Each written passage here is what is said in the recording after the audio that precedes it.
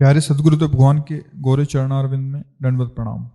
गुरुदेव, मेरी भक्ति में कुछ समय से कुछ कठिनाइयां आ रही हैं, जिसका कारण मेरे ससुर जी हैं। ले कारण श्री हरिवंश बनम, यही गलती हो रही। देखो, सबसे यही गलती हो रही।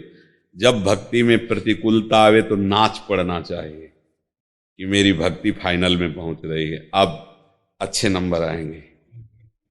जब तक भक्ति में अनुकूलता आए तो डरना चाहिए, कहीं मैं फंस न जाऊं, कहीं मैं भ्रष्ट न हो जाऊं। और जब प्रतिकूलता है तो प्रतिकूलता में कौन फंसता है? दुख में कोई फंसता है क्या? विपत्ति में कोई फंसता है क्या? भागना चाहता है, उसको सिर्फ थोड़ी राग करेगा।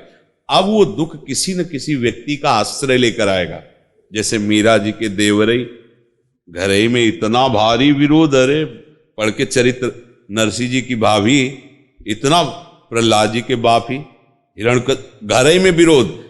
कारण किसी व्यक्ति को नहीं मानना चाहिए, तभी उपासना बनेगी। हमारे भगवान हमको सहनशीलता प्रदान करने के लिए, हमारी भक्ति का रंग लाने के लिए प्रतिकूलता दे रहे हैं। अगर ये बात नहीं मानोगे तो तुम्हें परमार्थ से वही प्रतिकूलता भ्रष्ट कर देगी, और बात मान जाओगे तो प्रतिकूलता परमार्थ से उठा देगी। परमार्थ में ऐसी ऊंचाई पर कि कोई भी प्रतिकूलता आपको छू नहीं पाएगी। सखुबाई इतने महान भक्त, बांध करके उनके पति और परिवार के लोग उनको पीटते, न जाने कितनी सेवा, पर कभी उफ नहीं।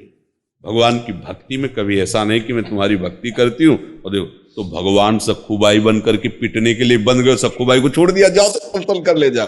कितना मतलब समझला होगा ये। तो ये कि हमारे ससुर प्रतिकूल है, हमारे पति प्रतिकूल है, भक्ति को समझो।